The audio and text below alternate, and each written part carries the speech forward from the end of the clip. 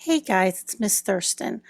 I wanted to do a very quick review of figurative language terms with you before we dive too deep into our poetry unit.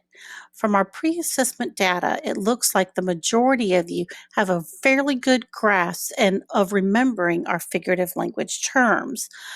So I don't want to spend too much time with direct instruction and practicing our figurative language terms in isolation, but some of you do need a review and practice with figurative language terms. So I'm going to give you two options. You can either take these figurative language notes in your interactive notebook, or I've also attached your a Cornell style note with fill in the blanks with the video. So it's up to you what you would like to do. You can either copy the notes directly into your interactive notebook, or you can go ahead and download the PDF of the fill in the blank notes and follow the directions on how to make the text boxes into the fill in the blank notes on the Google Slides or the PDF. It all depends on which one you want to use. The directions are all there for you. I'm not going to limit you on how to do this, but there are practices that you will have to complete along the way that are assignments for you. And that's kind of proving that you did at least watch the video to get the refresher on these these figurative language notes. So, so I don't care how you take the notes, um, whether you do it in your interactive notebook or the PDF or the Google slide, but you still have to do the practices. You're not submitting the notes to me, you're doing the practices. So at 2 points in the video, you're going to stop the video and you're going to do the practices as the proof, so to speak, that you watched the video and took the notes. And I will tell you at what points that you're going to stop the video and do the notes. But again, it'll all be explained and shown to you in the video. So here we go. Get your interactive notebook ready or get your PDF ready. As we're doing this, ready to rock and roll? Let's go. All right. So if you downloaded the PDF or are using the Google Slides, remember that there are blanks. You've done this before. The words in red are the ones that you're going to copy down in the blanks. If you're just copying the notes in your interactive notebook, remember that we've practiced working smarter, not harder, taking your taking notes.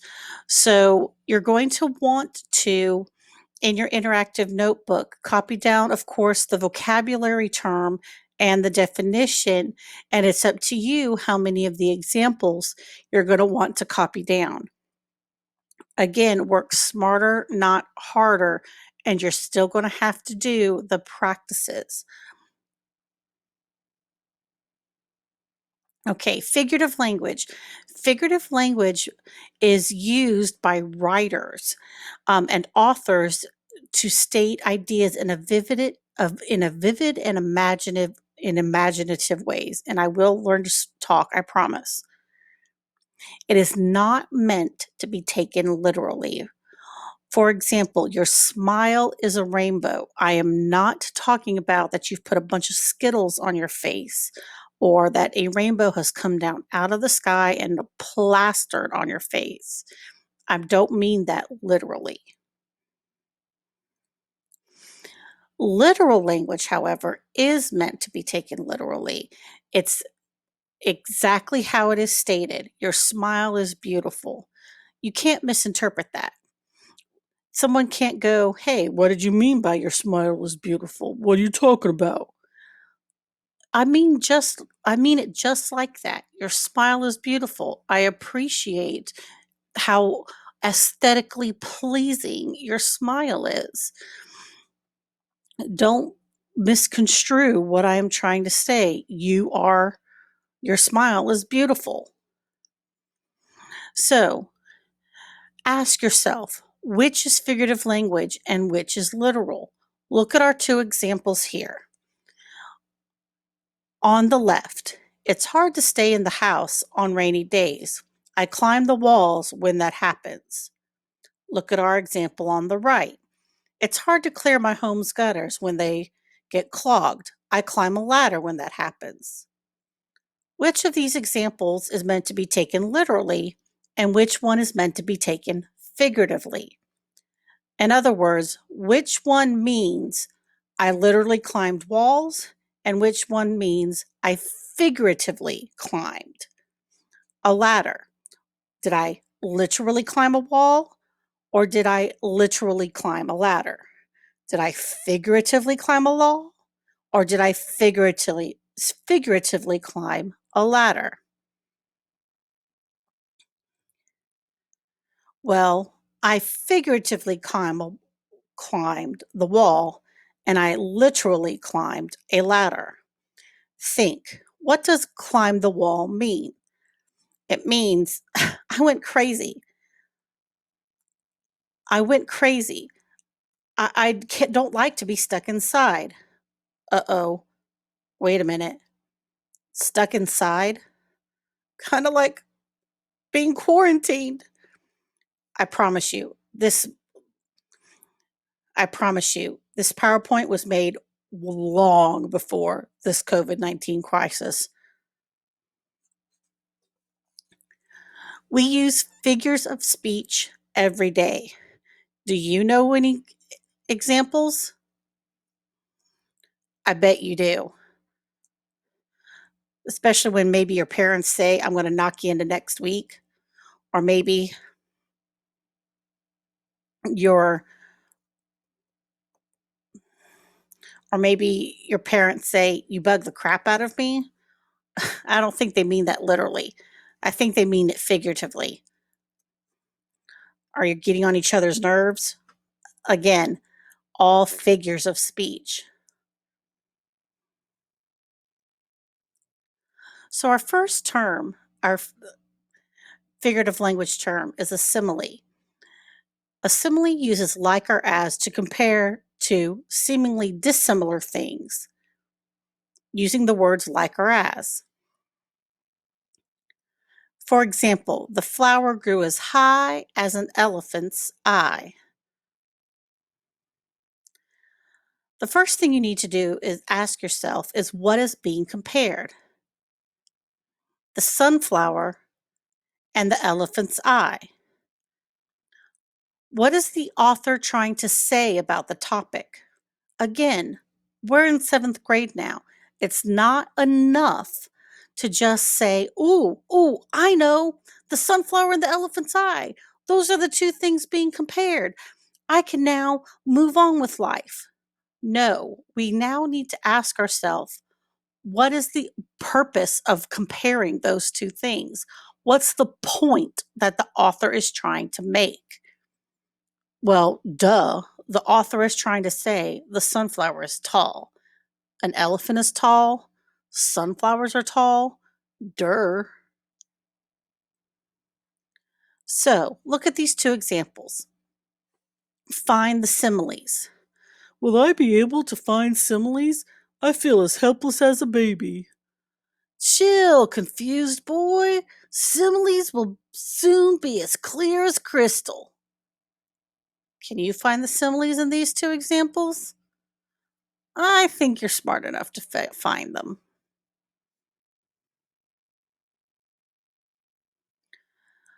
A metaphor does the same thing as similes, except they do not use the words like or as.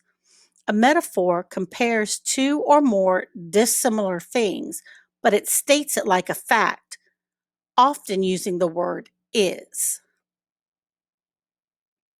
For example, the new player is a lion on the field, on the football field. Rawr. Okay, that was cheesy even for me. Ask yourself, what is being compared? Did you say the player and a lion? Good job. But again, it's not enough just to identify the comparison. You have to ask yourself, because you're in seventh grade now, what's the point the author is trying to make?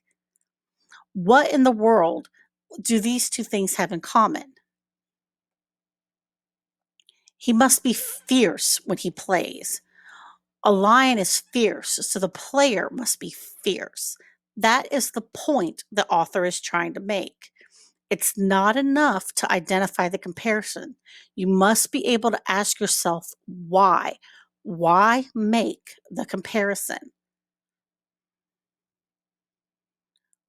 So now look at these two examples. Find the metaphors.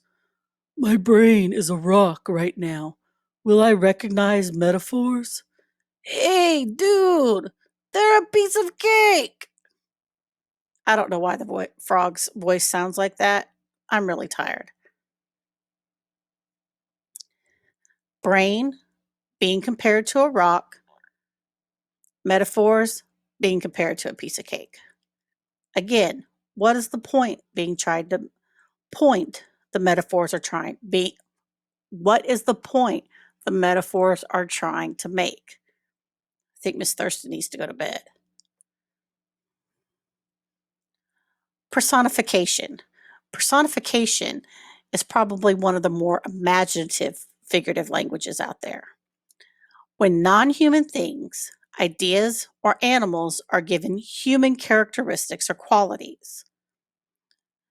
This one might hit a little close to home. The residents suffered when a young lady named Hurricane Sandy paid the town a visit. Didn't we suffer when an old lady named Florence came to visit? So, what is being given the human trait? Did you say Hurricane Sandy? Yeah, you picked it up right away. So, what human characteristic is it being given?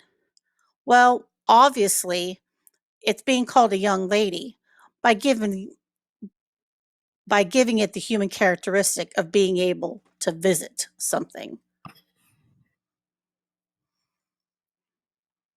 Now, pause the video here, go to Google Classroom, and do figurative language notes, practice 1. Let me say that again. Pause the video here, go back to Google Classroom, and go to figurative language notes, practice 1. There are 9 questions,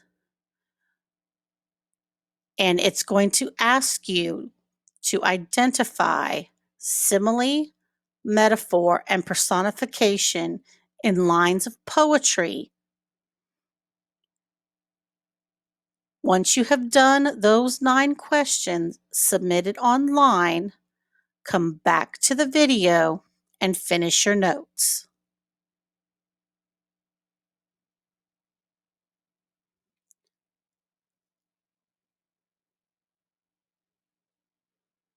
Okay, great job. Our next figurative language term is idioms. Idioms are a little hard to identify, and they can be very silly sometimes. They're an expression that means something other than a literal meaning of the individual words. For example, once in a blue moon, I eat chocolate ice cream instead of bananas. Often we want to say idioms are similes or metaphors, but they're not, because we have to ask ourselves, is anything being compared? Well, nothing's being compared. And then we have to ask ourselves, is the situation even possible? Well, is a blue moon possible? No. So, what does it really mean? It means that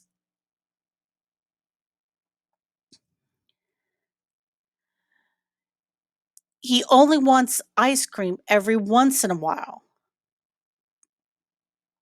because the scientific event of a blue moon isn't really blue. The moon appears blue, but the moon can never really be blue.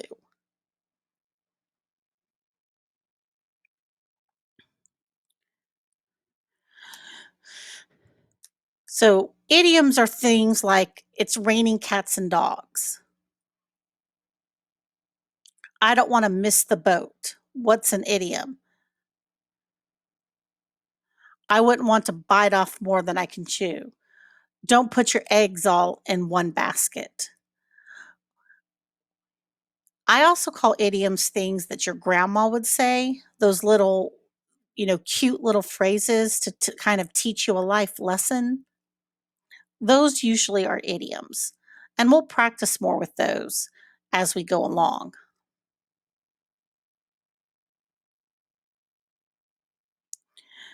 And here's a quick little fun fact about idioms. What is the English language idiom used to express that heavy rain is falling? I accidentally gave it away. Did you catch it? It's raining cats and dogs. In Norway, they call it it's raining female trolls. And in Africa, they say it's raining old women with clubs. And I don't think they mean golf clubs. Figurative language also includes the really big term, the umbrella term of imagery. When writers use words that appeal to our five senses, they're actually using imagery. They're helping to create mental pictures that appeal to our five senses. For example, the gurgling brook sparkled in the sunlight as it streamed past the yucca plants and rocks. Can you visualize this? Does it does it appeal to my senses?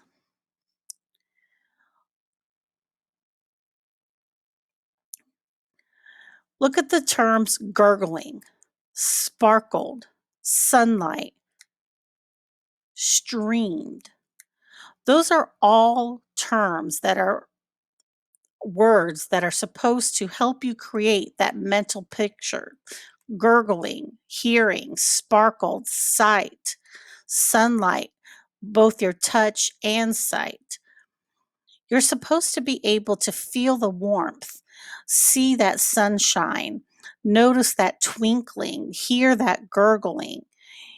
That way you can picture that in your mind as if you were really there.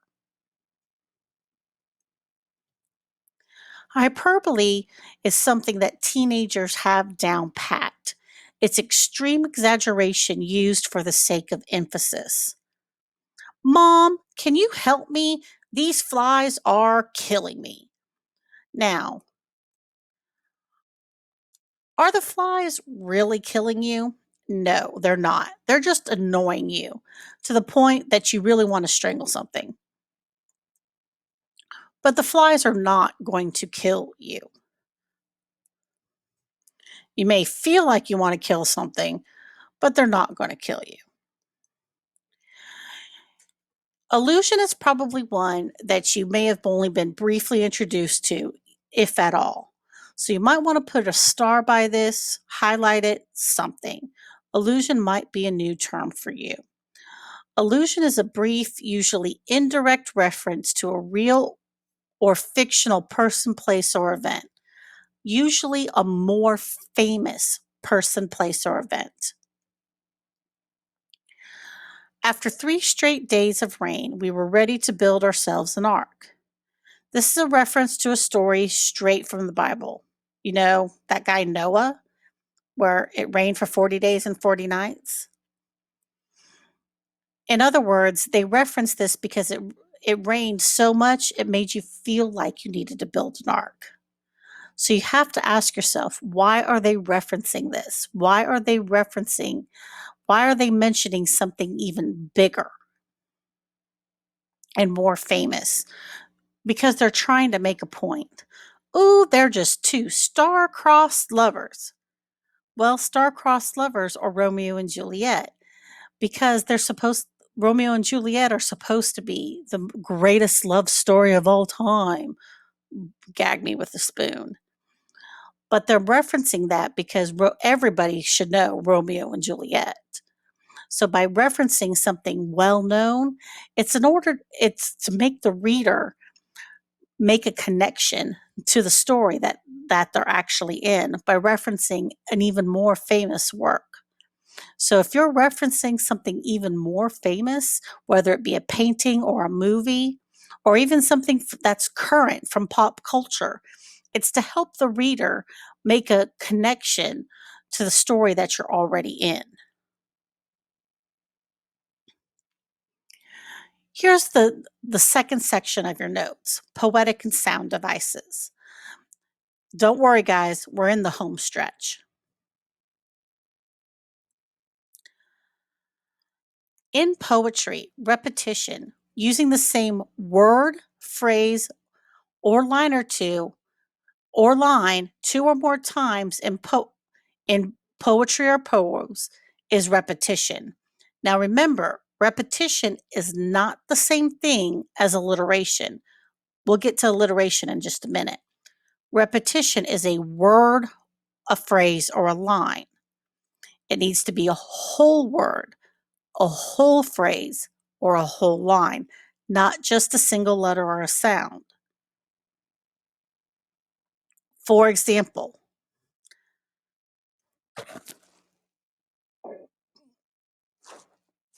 April Rain Song.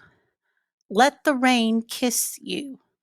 Let the rain beat upon your head with silver liquid drops. Let the rain sing you a lullaby. Can you find the part that is repeated? Well, quite obviously, it's let the rain.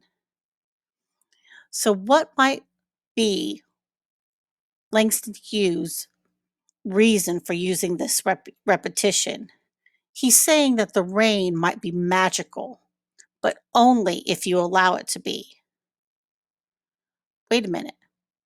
Did you find the personification in this poem? That's right, the rain. Let the rain sing you a lullaby. The rain's being personified.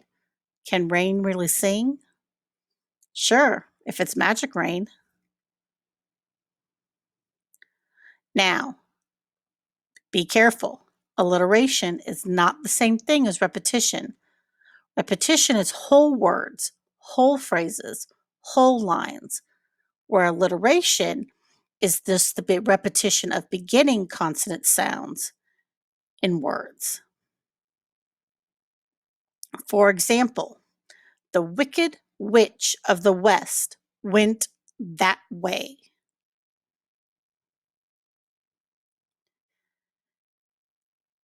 Ask yourself, can I hear the sound that is repeating? Remember, don't base it on just the single letter that is repeating, because we've talked about before that letters take on different sounds.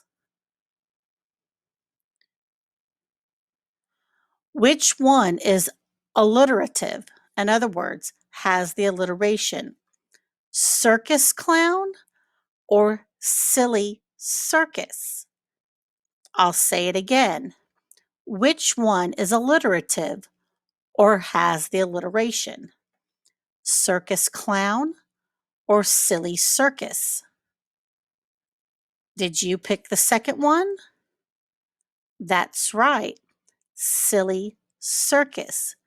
Despite silly and clown, or excuse me, despite silly and circus beginning with two different letters, they both begin with the same sound, S, for silly, and S for circus.